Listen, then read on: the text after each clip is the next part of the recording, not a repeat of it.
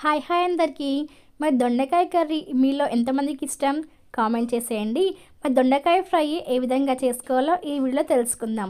దొండకాయ ఫ్రై కోసం ముందుగా సన్నగా దొండకాయలని కట్ చేసి పెట్టుకున్నాను. అలాగే కొన్ని ఉల్లిగడ్డలు కూడా కట్ చేసి పెట్టుకున్నాను. కొద్దిగా కరివేపాకు తీసుకున్నాను.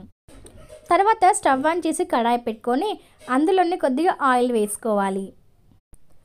ఆయిల్ కొంచెం హీట్ అవ్వగానే అందులోనే కొద్దిగా జీలకర్ర, అలాగే ఉల్లిపాయ ముక్కలు, కరివేపాకు వీటిని వేసి ఆయిల్లో నీట్గా ఫ్రై చేసుకోవాలి.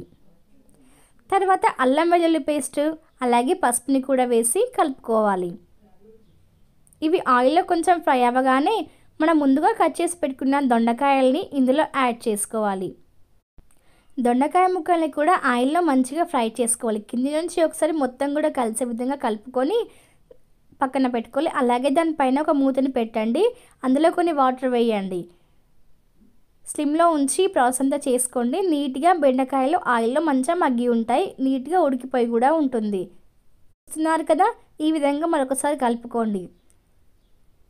తర్వాత తీసి చూసినట్లయితే మంచిగా దొండకాయలు ఒక 50% ఉడికిపోయి ఉంటాయి. అందులోనే ఉప్పు, కారం మన రుచికి సరిపడంత వేసుకోండి. అలాగే కొద్దిగా ధనియా పౌడరు, కొంచెం కొబ్బరి పౌడరు వేసి ఒకసారి కింది నుంచి కూడా మొత్తం కలుపుకోండి.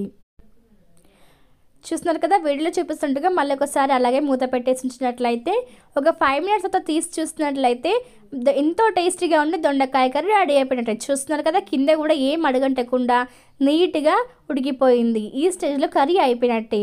సో చాలా అంటే చాలా టేస్టీగా ఉంది. మీరు కూడా ట్రై చేయండి. ఈ రెసిపీ అస్సలు మిస్ అవ్వద్దు. మా ఛానల్ సబ్స్క్రైబ్ చేసుకొని లైక్ చేయండి. Thank you for watching.